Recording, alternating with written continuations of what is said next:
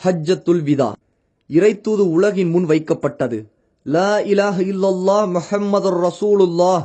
வணக்கத்திற்குரியவன் அல்லாஹ்வை தவிர வேறு இறைவன் இல்லை. முஹம்மது நபி ஸல்லல்லாஹு அலைஹி வஸல்லம் அல்லாஹ்வுடைய தூதராக இருக்கின்றார்கள். நிச்சயமாக எல்லா புகழும் அல்லாஹ்விற்கே. அவனையே நாம் புகழ்கிறோம். அவனிடமே நாம் உதவி தேடுகிறோம். அவனிடமே நாம் பாவ மன்னிப்பு கோருகிறோம். நம்முடைய மன இச்சைகளின் கெடுதிகளை விட்டும் நம்முடைய செயல்களின் தீமைகளை விட்டும் அல்லாஹ்விடம் பாதுகாவல் தேடுகிறோம். யாருக்கு அல்லாஹ் நேர்வழி காட்டுவானோ அவரை வழிகெடுப்பவர் யாரும் இல்லை. யாரை அல்லாஹ் வழிகேட்டில் விட்டு விடுவானோ அவரை நேர்வழியில் செலுத்துபவர் யாரும் இல்லை. இன்னும் நான் சாட்சி சொல்கிறேன், அல்லாஹ்வை தவிர வணக்கத்திற்குரியவன் வேறு யாரும் இல்லை. அவன் தனித்தவன், அவனுக்கு கூட்டாளி யாரும் இல்லை. மேலும் நான் சாட்சி சொல்கிறேன், நிச்சயமாக முஹம்மது அவனுடைய அடியாரும் அவனுடைய தூதரும் ஆவார். ஓ மக்களே, என் பேச்சை கவனமாக கேளுங்கள். இந்த ஆண்டிற்கு பிறகு மீண்டும் உங்களை இந்த இடத்தில் சந்திப்பேனா என்பது எனக்கு தெரியாது. மக்களே, உங்களது இறைவன் ஒருவனே, உங்களது தந்தையும் ஒருவரே. அறிந்து கொள்ளுங்கள், எந்த ஓர் அரபிக்கும் ஒரு அரபி அல்லாதவரை விடவோ எந்த ஓர் அரபி அல்லாதவருக்கும் ஒரு அரபியை விடவோ எந்த மேன்மையும் சிறப்பும் இல்லை. எந்த ஒரு வெள்ளையருக்கும் ஒரு கருப்பரை விடவோ எந்த கருப்பருக்கும் ஒரு வெள்ளையரை விடவோ எந்த மேன்மையும் சிறப்பும் இல்லை. இறையச்சம் மட்டுமே ஒருவரின் மேன்மையை நிர்ணயிக்கும். நிச்சயமாக அல்லாஹுவிடத்தில் உங்களில் மிகச் சிறந்தவர் உங்களில் அதிகம் இறையச்சம் உள்ளவர்தான். ஓ மக்களே, அல்லாஹுவை அஞ்சிக் கொள்ளுங்கள்.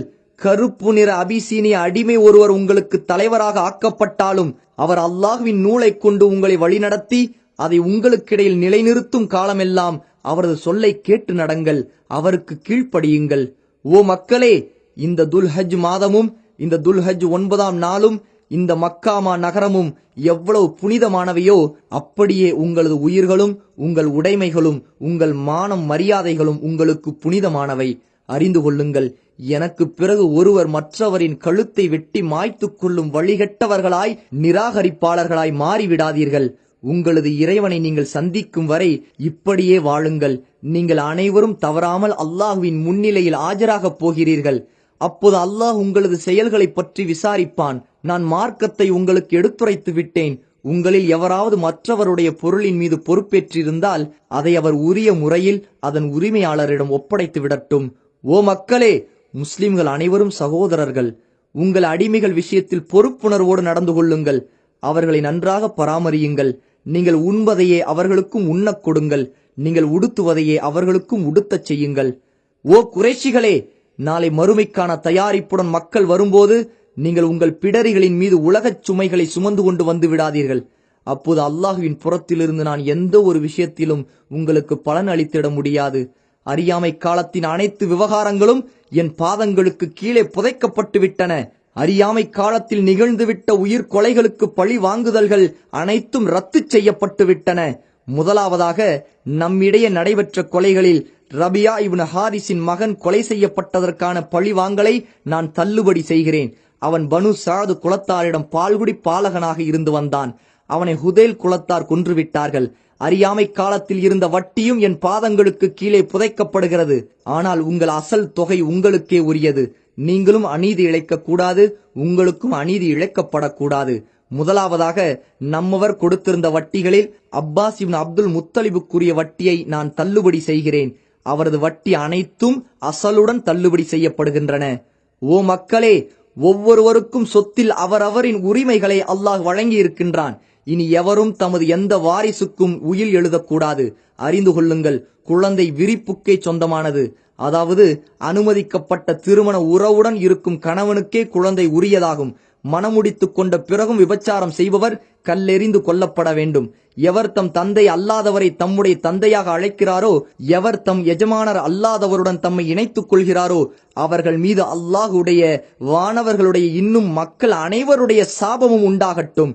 அவர்களின் கடமையான உபரியான எந்த வணக்கமும் ஏற்றுக்கொள்ளப்படாது. ஒரு பெண் தமது கணவரின் வீட்டிலிருந்து அவரது அனுமதியின்றி எதையும் செலவு செய்யக்கூடாது. அப்போது உணவையுமா என்று கேட்கப்பட்டது. அதற்கு நபி அவர்கள், ஆம், அதுதான் நமது செல்வங்களில் மிகச் சிறந்தது என்றார்கள். இரவலாக வாங்கப்பட்ட பொருட்கள் உரியவரிடமே ஒப்படைக்கப்பட வேண்டும். பாலை கொண்டு பயன்பெற கொடுக்கப்பட்ட கால்நடைகள் அவற்றின் பயன்பாடு தீர்ந்தவுடன் அவற்றின் உரிமையாளரிடமே திருப்பிக் கொடுக்கப்பட வேண்டும். கடன்கள் நிறைவேற்றப்பட வேண்டும். இழப்பீடுகளை நிறைவேற்ற தலைவனே பொறுப்பாளன். மக்களே கவனியுங்கள், பெண்கள் விஷயத்தில் அல்லாஹ்வை அஞ்சிக் கொள்ளுங்கள். அவர்களுக்கு நன்மையே நாடுங்கள். அவர்கள் உங்களுக்கு கட்டுப்பட்டவர்கள். அல்லாஹ்வுடைய அமானிதமாக அவர்களை நீங்கள் பெற்றுள்ளீர்கள். எப்படி உங்கள் மனைவியர் மீது உங்களுக்கு உரிமைகள் இருக்கின்றனவோ அதேபோல் உங்கள் மனைவியருக்கும் உங்கள் மீது உரிமைகள் இருக்கின்றன. அவர்களுக்குரிய கடமை என்னவென்றால், நீங்கள் எவரை விரும்ப மாட்டீர்களோ அவரை அவர்கள் உங்கள் வீட்டுக்குள் அனுமதிக்காமல் இருக்கட்டும். இன்னும் மானக்கேடான செயலை செய்யாமல் இருக்கட்டும். அவர்கள் குற்றம் புரிந்தால் அவர்களை தண்டிக்கிற உரிமையும் உங்களுக்கு உண்டு. அதாவது அவர்களை படுக்கையிலிருந்து ஒதுக்குங்கள். லேசாக காயம் படாதபடி அடியுங்கள். அவர்கள் தவறிலிருந்து விலகிக் கொண்டால் அவர்களுக்கு ஒழுங்கான முறையில் உணவும் உடையும் வழங்குங்கள். அவர்களுக்கு நன்மையே நாடுங்கள். அவர்கள் உங்களிடம் உங்களின் உதவியாளர்களாகவும் உங்களை சார்ந்தவர்களாகவும் இருக்கிறார்கள். நீங்கள் அவர்களிடமிருந்து அதை ஆகுமான முறையில் சுகம் அனுபவிப்பதை தவிர வேறு எதையும் உரிமையாக்கிக் கொள்ள மாட்டீர்கள். மேலும் நினைவில் நிறுத்திக் கொள்ளுங்கள், அல்லாஹுவின் பெயரை முன்மொழிந்தே நீங்கள் அவர்களுடன் மன வாழ்க்கை மேற்கொண்டுள்ளீர்கள். மக்களே சிந்தித்து புரிந்து கொள்ளுங்கள். எனது பேச்சை கவனமாக கேட்டுக்கொள்ளுங்கள். நான் எனது பிரச்சாரத்தை உங்களுக்கு எடுத்துரைத்து விட்டேன். உங்களிடையே அல்லாஹுவின் நூலையும் அவனுடைய தூதரின் வழிமுறையையும் விட்டுச் செல்கிறேன். நீங்கள் அவற்றை பின்பற்றினால் ஒருபோதும் வழிகட மாட்டீர்கள். மக்களே, உங்களது இந்த நகரத்தில் தான் வணங்கப்படுவதை பற்றி ஷைத்தான் நம்பிக்கை இழந்து விட்டான். ஆனாலும் அவன் மகிழ்ச்சியுறும் விதமாய் நீங்கள் அற்பமாக கருதும் சில விஷயங்களில் அவனுக்கு கீழ்ப்படிவீர்கள். ஆகவே உங்களது மார்க்க விஷயத்தில் அவனிடம் எச்சரிக்கையாக இருந்து கொள்ளுங்கள். இன்னும் மகா பொய்யன் தஜ்ஜாலை பற்றியும் உங்களுக்கு எச்சரிக்கிறேன். அல்லாஹ் அனுப்பிய எந்த இறை தூதரும் அவனை பற்றி தம் சமூகத்தாரை எச்சரிக்காமல் இருந்ததில்லை.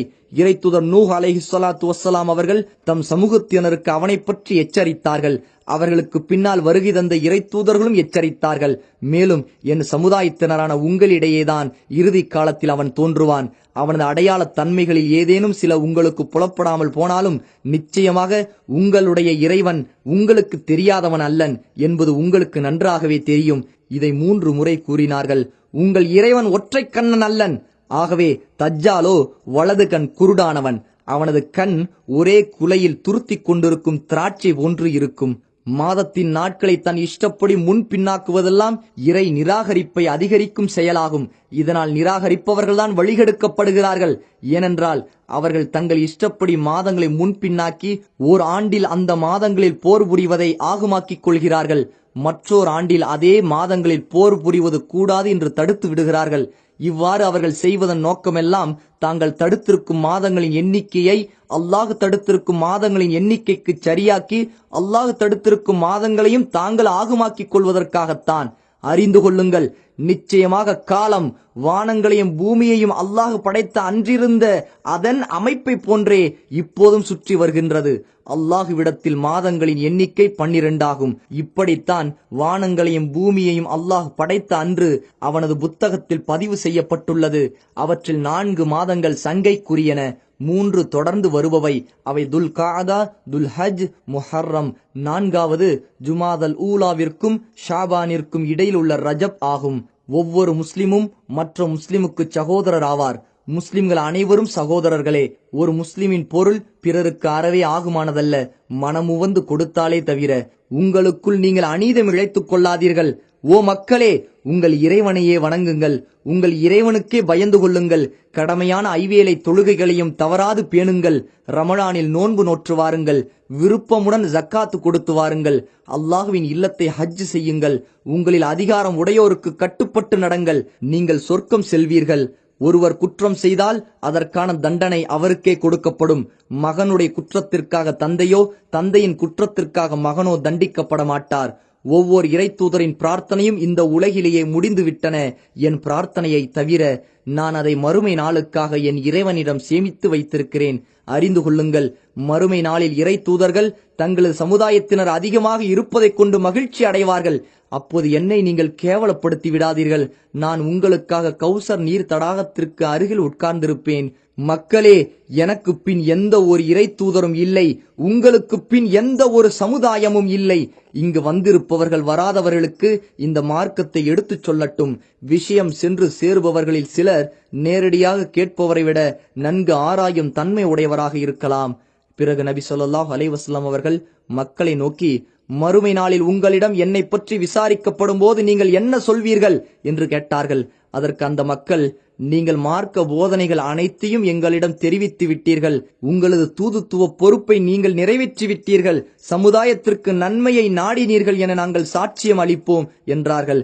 உடனே அல்லாஹ்வின் தூதர் ஸல்லல்லாஹு அலைஹி வஸல்லம் அவர்கள் தமது ஆட்காட்டி விரலை வானை நோக்கி உயர்த்தி சைகை செய்துவிட்டு அதை மக்களை நோக்கி தாழ்த்தி, இறைவா இதற்கு நீயே சாட்சி, இறைவா இதற்கு நீயே சாட்சி, இறைவா இதற்கு நீயே சாட்சி என்று கூறி தங்களது உரையை நிறைவு செய்தார்கள்.